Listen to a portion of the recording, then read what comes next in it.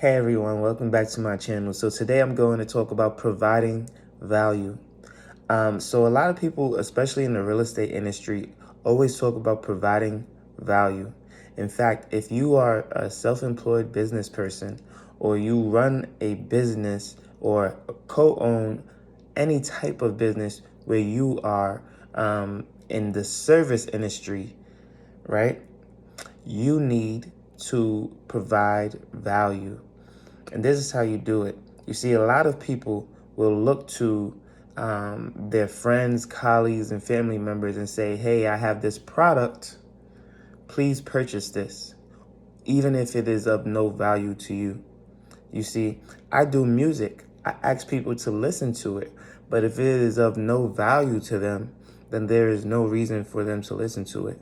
You see, the people that I don't need to ask to listen to my music is because it gives them value, right? It's because they resonate with it. They relate to it. It speaks to their heart, their soul, just as it spoke to mine, and that's why I wrote it.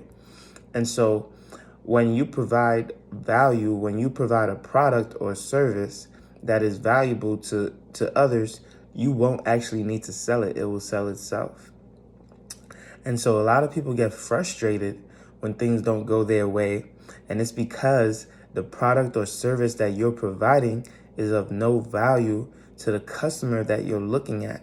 And so you need to not only find your target market, but you also need to understand what you can do better in order to improve if you have found your target market and they still don't want your product.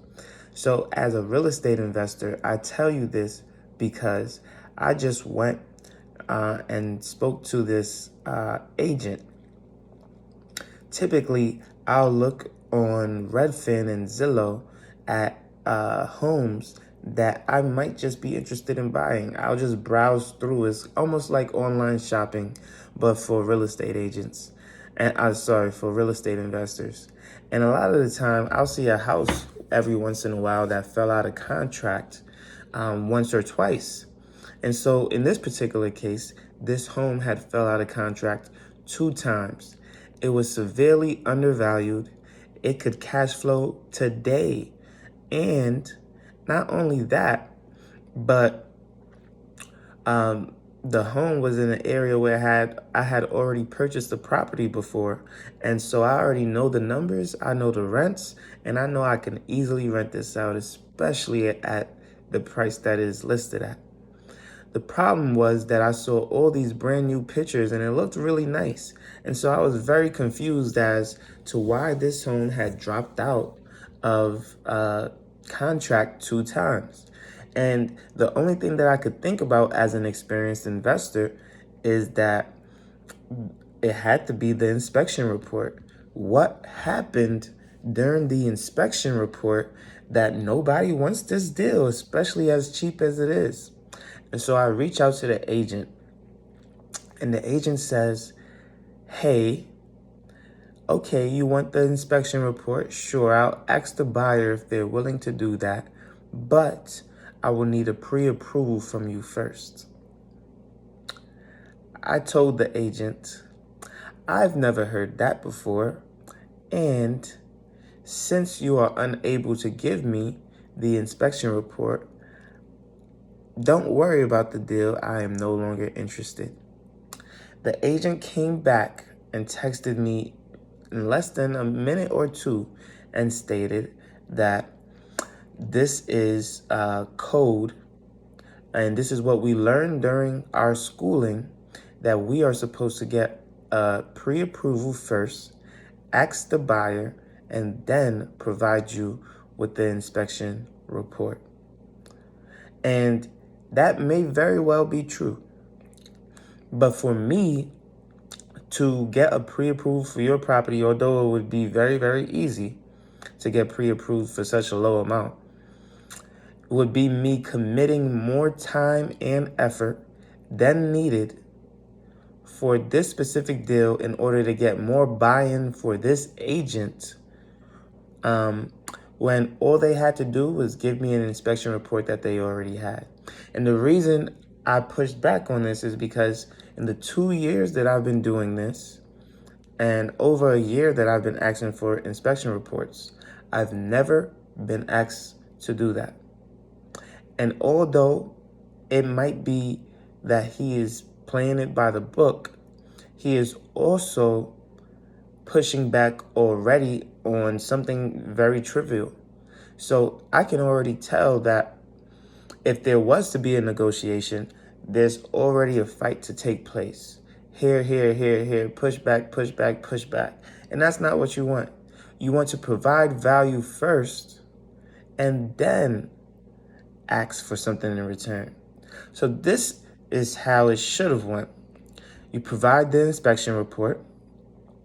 If the inspection report was good, they would have had no problem sending it over. But since it was bad, I would have been able to look at it and said, okay, these are the repairs I need. And based on that, I will need this off the price or this much back due at closing.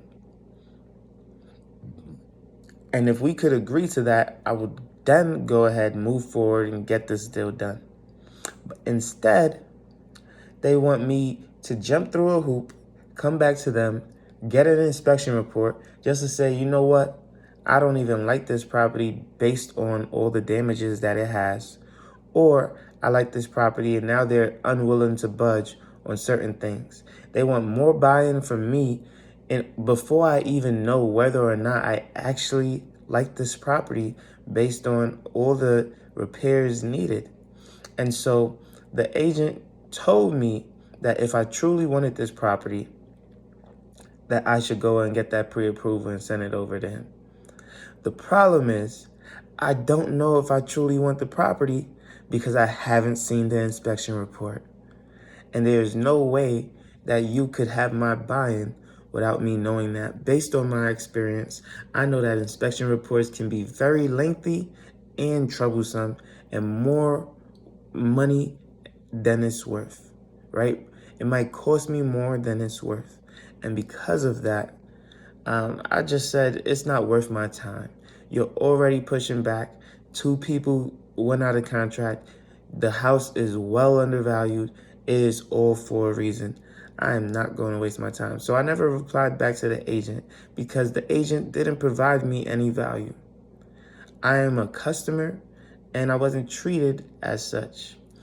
Granted, he might be all well and right in his approach, but people who have been in the business a lot longer have treated me much, much better in order to achieve and get my business.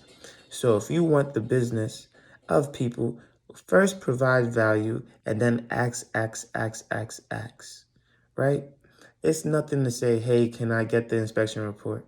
Because even if I wasn't your buyer, now you have it for the next person and the next person and the next person.